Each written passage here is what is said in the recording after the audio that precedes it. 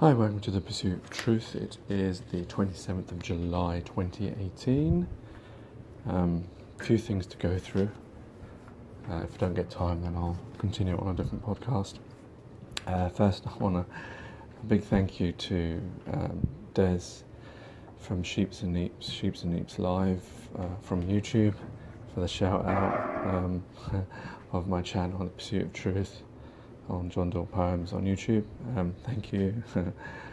It meant so much to come from someone like you, that obviously I've watched you and many others, and I've learnt so much, and the words you said to recognise me was, made me feel very good. Thank you.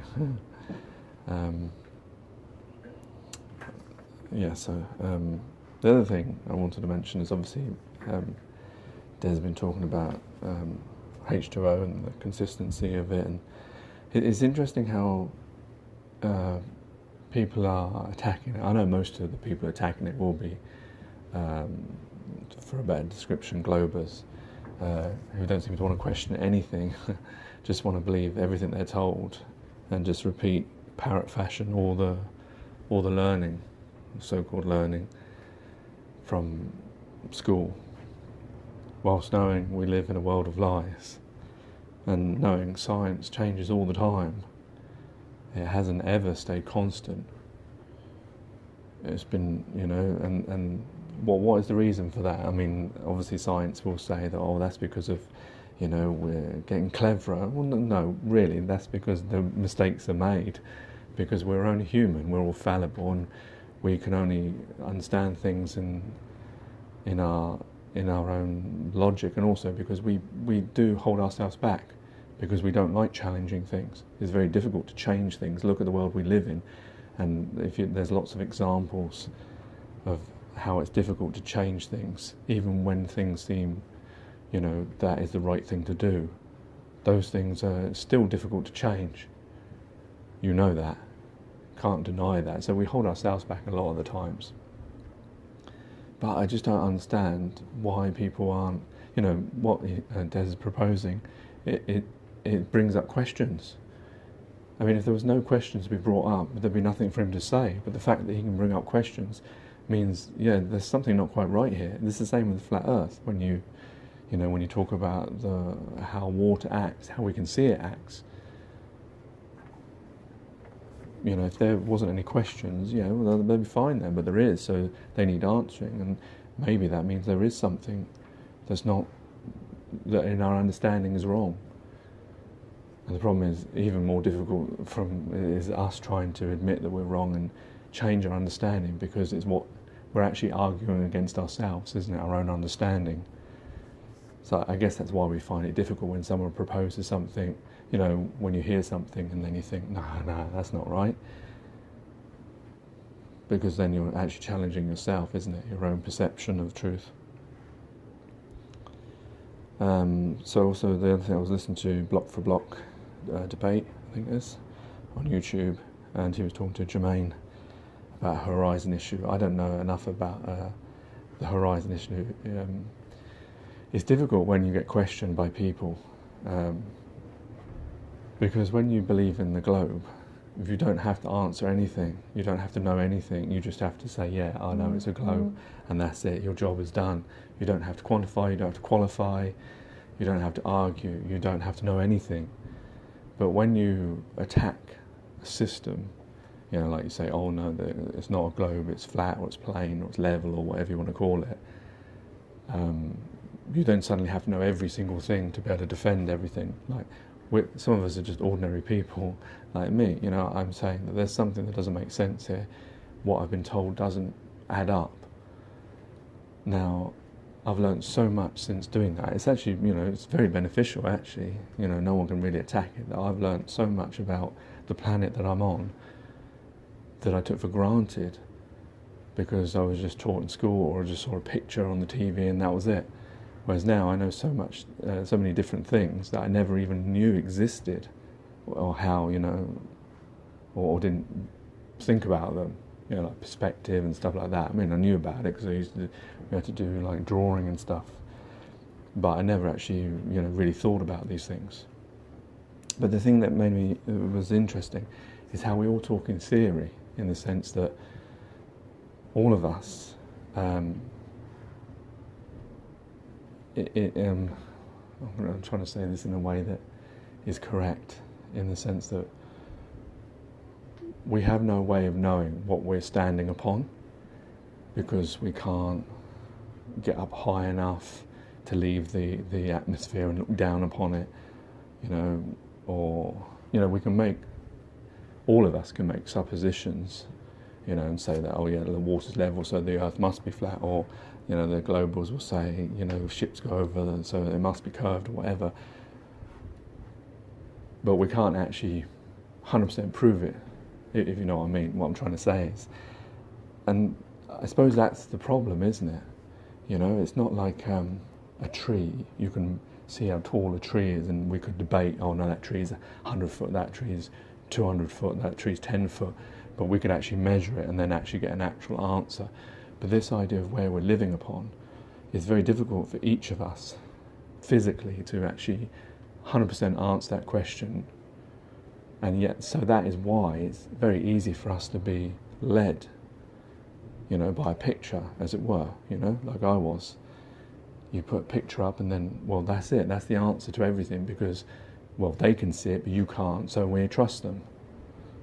So that just goes to show how easy it is for this, for people to say, whatever. Well, not whatever, but you know what I mean.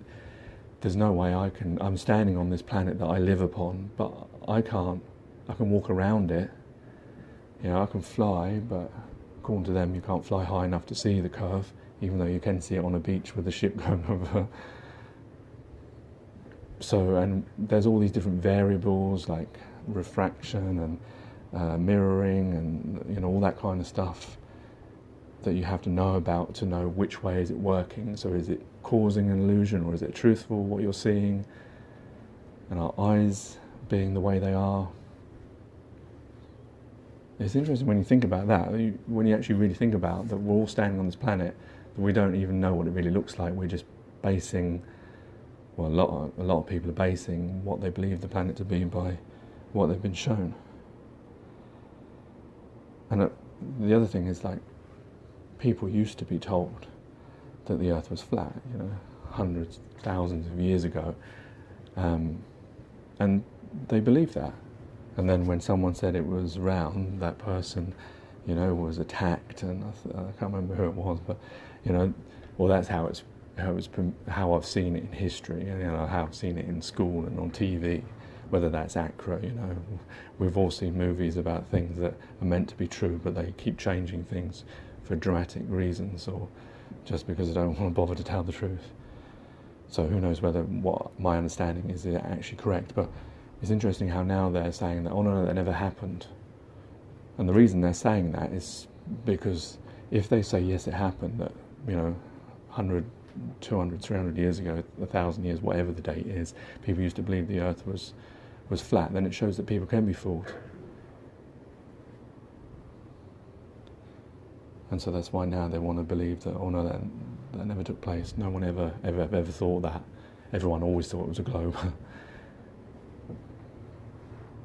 Because we can be waylaid. Like I think I mentioned recently, I saw the film about Mary Magdalene, where, my understanding was that they used to teach in Christianity that she was a prostitute, whereas actually she was an adulteress, wasn't it?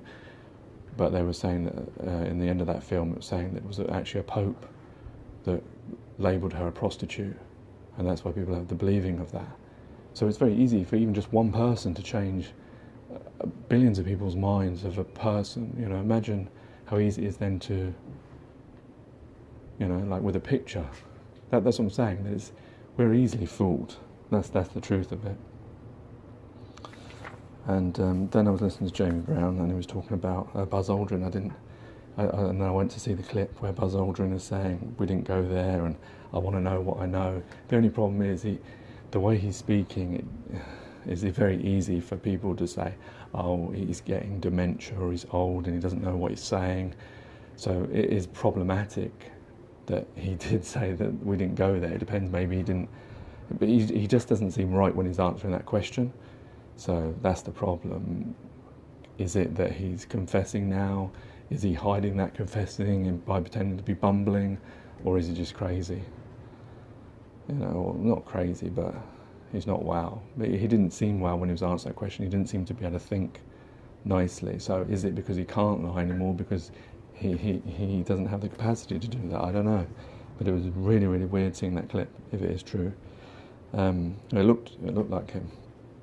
And there was a little girl that was asking him why we didn't go to the moon anymore, or why we didn't go to space anymore. And the other thing is temperature. I was listening to Jamie's been talking about this recently, about temperature, how that if you go out with a thermometer, you can get a higher reading than what they're putting out through the Met Office.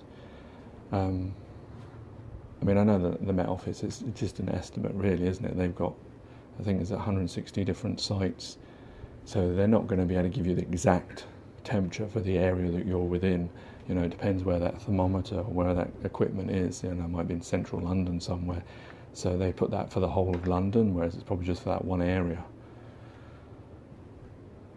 So I guess there is a bit of estimation, but it was interesting when I was reading about how you're meant to take the temperature. You're meant to take the temperature not too high, not too low, because you don't want to get the heat from the ground, and you've got to keep it level, and you've got to keep it in the shade. And I thought that was interesting. That, wait a minute, so it's actually reading air temperature, the temperature that you're within, but when you're standing in front of the sun, i.e. not in the shade, isn't that the temperature as well? So is it just another one of these, you know, lies in plain sight, these understandings that are completely wrong, that you're measuring temperature in the shade, but not, because if you don't, then it says you're picking up the radiation from the sun. I don't know what that's meant to mean. So when I stand in the shade and I measure the temperature, well, that would tell me how much temperature I am in the shade. If I go and stand out in the sunlight, I am actually, even if I'm getting that radiation, I am standing in that sunlight, and that was what the temperature will feel like to me. So I don't get that. It just seems like it's another one of these sophistry, another one of these, you know, it's like in the Bible, it talks about, I remember when Dal was Beyond the Imaginary Curve, was reading through the Bible, and it was saying about the night, then the day. It puts them that way around. And who knows, that could be the way that we're meant to live. You know, but we do things from day till night, isn't it? But it's just the way that we pick things up, the way we've made things, because everything is a man-made construct, as it were. Well, a lot of the things are. So yeah, anyway, that's enough for me. Take care, take it easy. God bless and peace.